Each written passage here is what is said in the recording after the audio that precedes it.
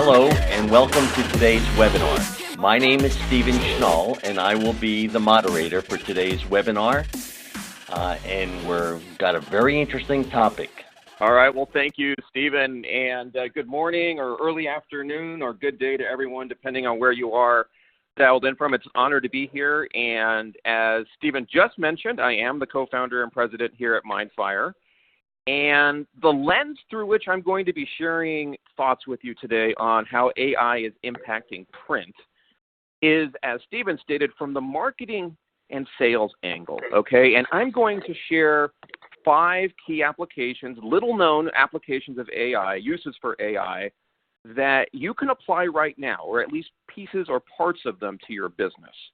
And so where I spend most of my focus and most of my energy as an organization and as a business leader is in this problem of trying to help companies connect themselves better to their prospects and their customers so that they can generate more leads and more sales. That's ultimately the objective. So it's through that lens that I see this landscape. It's through that lens that I'm bringing you these 5 key applications, which I think contrast well with what Yudi is going to be talking about here in a moment, because he brings a different angle of the conversation.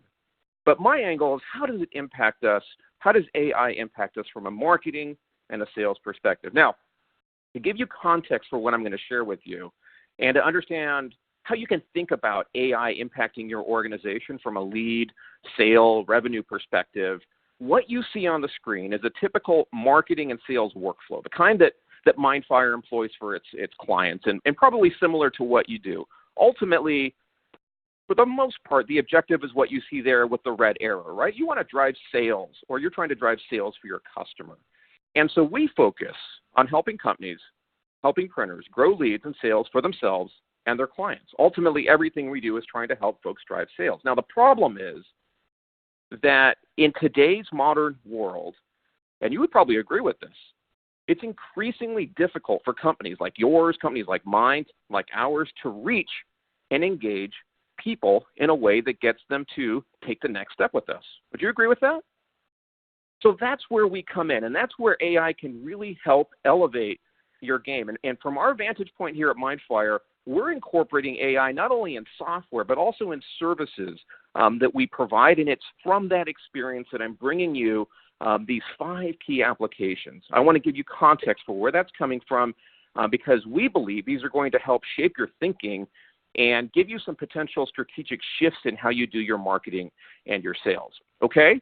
And so when I say AI, with that foundation in place, before I show you these 5 key applications, one of the questions that people often ask me is, okay, so Dave, is AI going to replace me? Okay, is it going to replace me with a robot?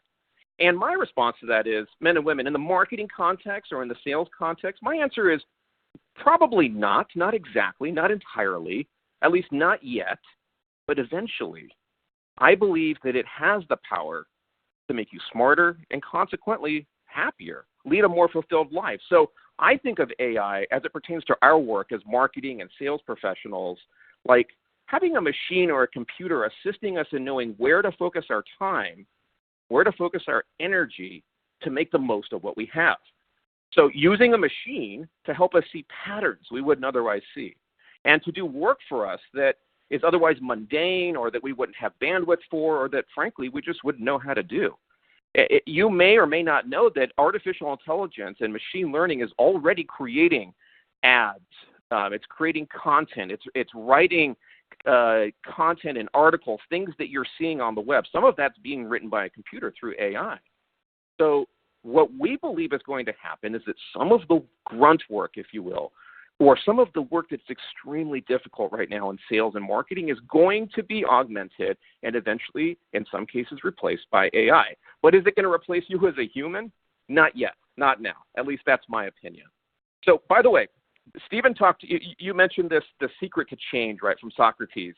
And in line with that, what I would like to say is that if you don't change, and AI is certainly a change that will happen or is already happening in your business, if you don't adapt to the change and you're not okay with change, well, by golly, you're going to hate irrelevance even more, okay? So if you're not If you're not okay with change, the opposite of that is what I would argue is for some of us is irrelevance, okay? That's the likely alternative if we don't pay attention to these very, very important trends. So when I say that AI is going to help you stay relevant and is going to help you see patterns and do work for us, when I say it's going to help you reduce complexity in this increasingly complex world, here's what I mean. This, for example, that you see here on the screen is just a recent snapshot of some of the activity that our customers see as they engage their customers and prospects using Mindfire. So it's across email, it's across the web, it's across print and direct mail, all of these different channels. But the challenge is, this data is great, right? But how do we harness that to turn it into sales? How do we achieve the business outcomes that are actually important to us? And that's where AI can help. So let me share with you these 5 key applications. I think you should get a piece of paper and be ready to jot these down because they're going to spark some new ideas and insights for you. If you're taking notes, just to jot down the idea number and the little description that I'm going to give you here in a second. In the Q&A, we're going to go a little bit further if you have questions, all right? So this is idea number 1. Write this down. Number 1, the idea here is intent data, okay? So let me give you an example of how this works and how it helps us make sense of mountains of data, how it does things that humans cannot possibly do without a machine and AI. So this is idea number 1. Now, intent data is just a fancy term for the following. Let me kind of paint a picture for you. Imagine if you could pull the log files, the activity records from all of the websites in the world. Like if you could get a list of all of the pages and the IP addresses that are hitting those pages. And then imagine for a moment that you had a way of making a profile or a record for a person that you're seeing in that data, not just in one website, but maybe across tens or hundreds or thousands of websites. And then if you could also take that and not only make a profile for that person, but look at what they're reading.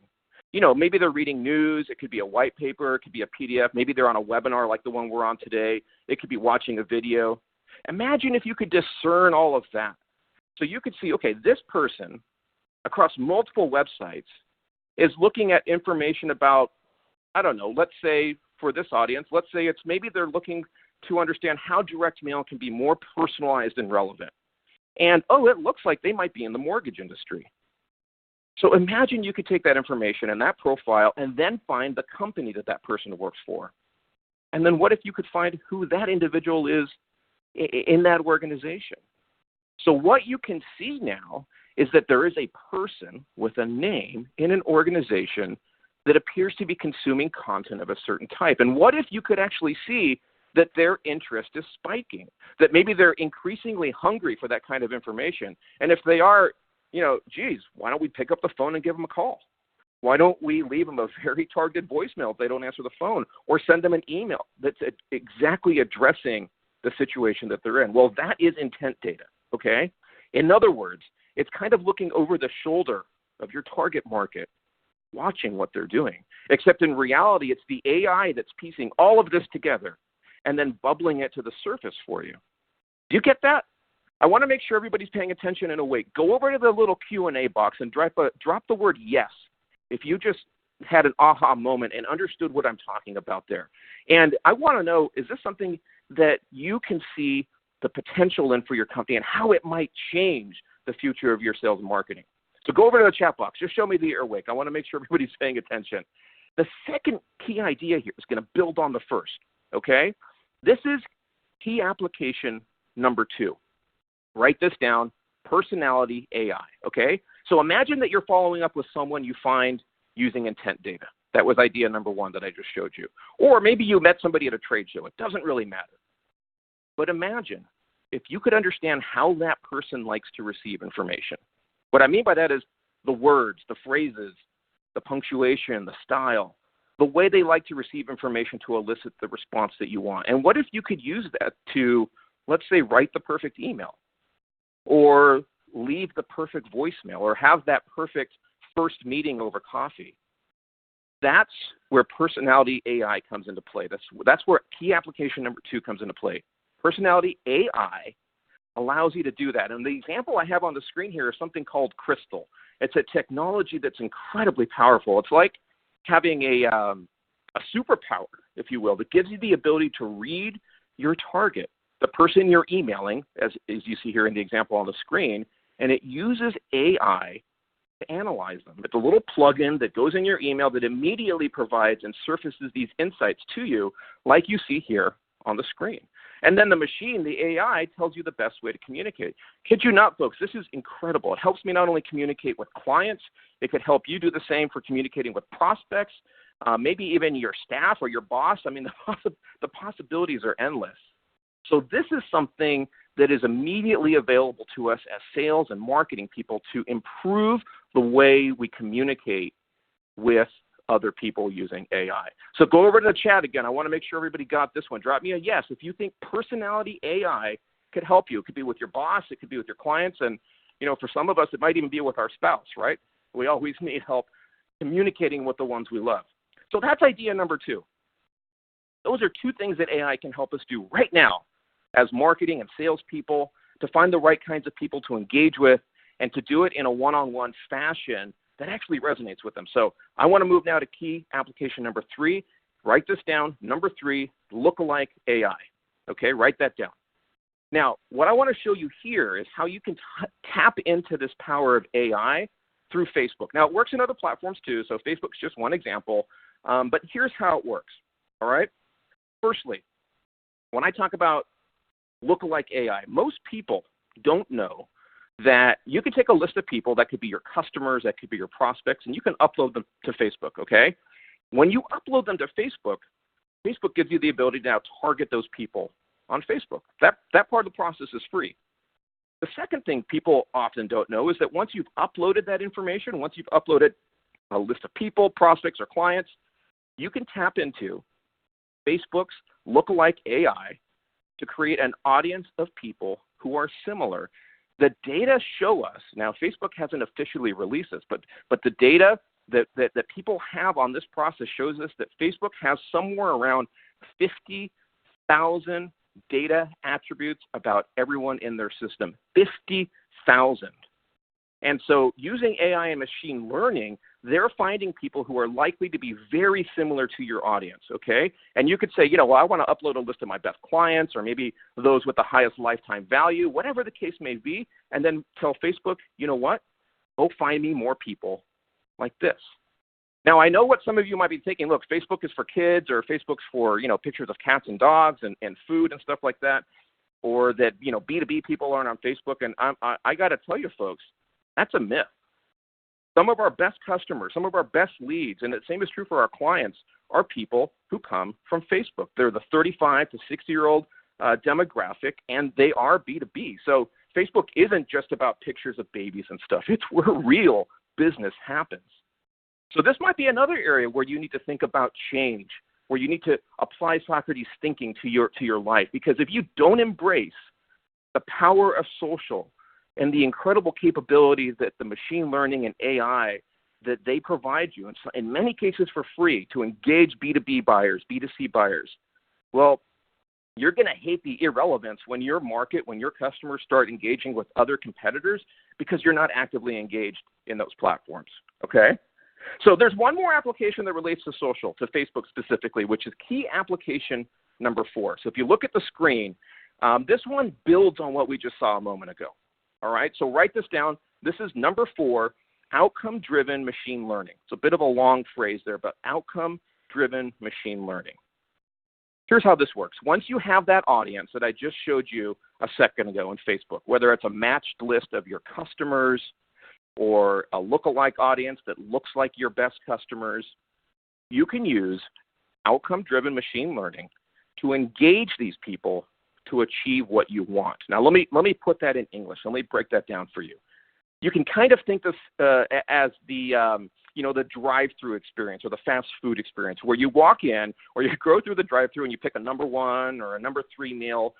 Basically, you tell them what you want, right? You want to walk out with a burger and fries? Well, you tell them, I want a number 1 meal. You want a salad with iced tea? You tell them, I want a number 3 with iced tea. Whatever you want, you order, and you leave with that. Well, that's what outcome-driven machine learning is. You tell the system, in this case, you're telling Facebook, what outcome you want. It could be, hey, I want to build brand awareness. Or maybe you want traffic to a landing page. Maybe you want to create more leads for a webinar like the one we're on today. So when you tell Facebook, this is what I want, they'll take that list, whether it's the audience that you uploaded or the lookalike audience that looks like those folks, and basically think of it as they're prioritizing that audience using what you know about them plus the other tens of thousands of data points that they have to find the people, the right people who are most likely to do what you want and engage them in a way that gets the result that you want at the cost that you want. Does that make sense? So that's what outcome-driven machine learning is, totally available to all of you through Facebook and other platforms. Now, I want you to go over to the chat box. I want you to tell me, did you know that you could do this with Facebook? Did you know that you could use their machine learning and the lookalike capability that they have, the Facebook AI, to help you drive the outcomes that you want using Facebook? Just tell me yes or no. Or, some of you, your mind might be blown. I want to know that too. Keep it coming, guys. Okay, so now your mind might be spinning with all of these possibilities. And before I hand it back to my counterparts, I want to talk about one more kind of AI that you can leverage. This is number 5. Write it down. This is called predictive analysis or predictive analytics. Okay, you probably heard this before. The word is thrown around a lot. It can be expensive, and it does require a special skill set. At least it has up until recently. Because now there are self-service systems. The one I'm showing you here on the screen is one called BigML. You can write that down, Big, B-I-G-M-L, so bigmachinelearning.com. And what this does is it allows you to take your data, let's say a spreadsheet, okay, and upload it to the system.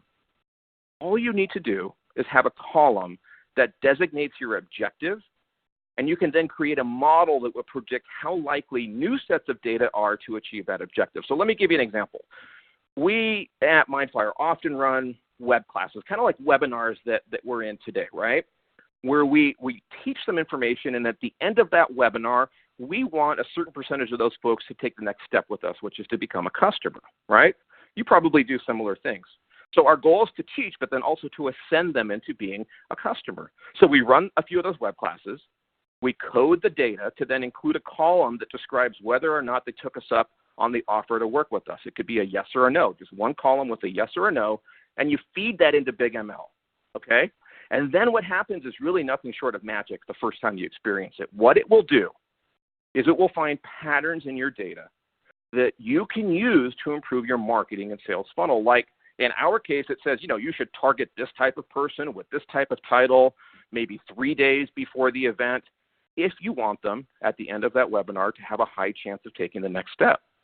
So with those kinds of insights, men and women, you can see how then we as an organization and how you as business leaders, as sales and marketing professionals can focus your attention and your time on the most valuable set of activities that's going to lead to the results that you want. And so that's what predictive analytics, that's what predictive analysis can do for you. And again, BigML, not a Mindfire product. You can go sign up, give it a shot. There's a free level of service. Takes just a few moments to get up and running. I'm not going to say it's necessarily easy, but folks, it's not rocket science either. It's in your hands. This is something you can do right now.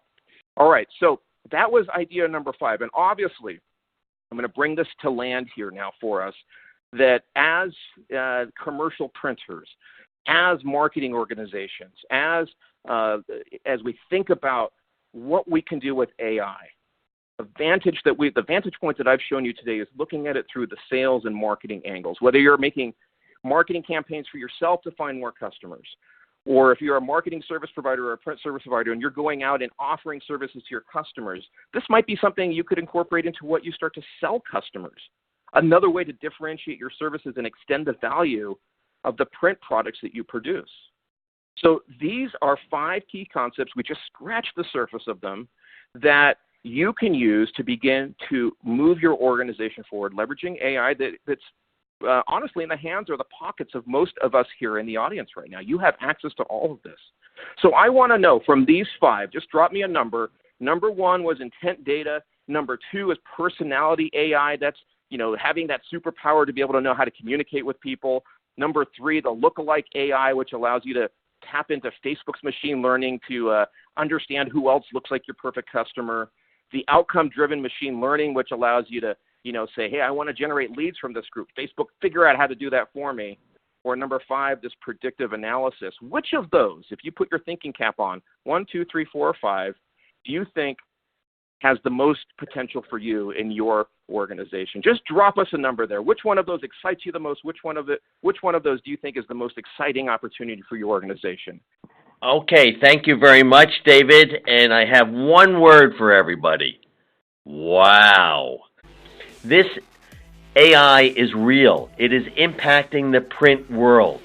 And I think that any company who wants to be a viable entity has to follow the Socrates motto here. You've got to look at what's new, what's going to change. You got to change your behavior. You got to make decisions that are going to be positive for not only for your customers, but for your company as well. Because we live in a capitalistic society, and one must make money to survive. And as a consequence, I think AI could be a very fine opportunity for all of us to move forward. So once again, I want to thank Canon Solutions America for the opportunity to present this wonderful webinar, NAPCO for facilitating it, for David Rosendale and Udi Oriali for their wonderful presentation today, and we hope you enjoyed it. Thank you very much, and have a wonderful morning, evening, or afternoon. Goodbye.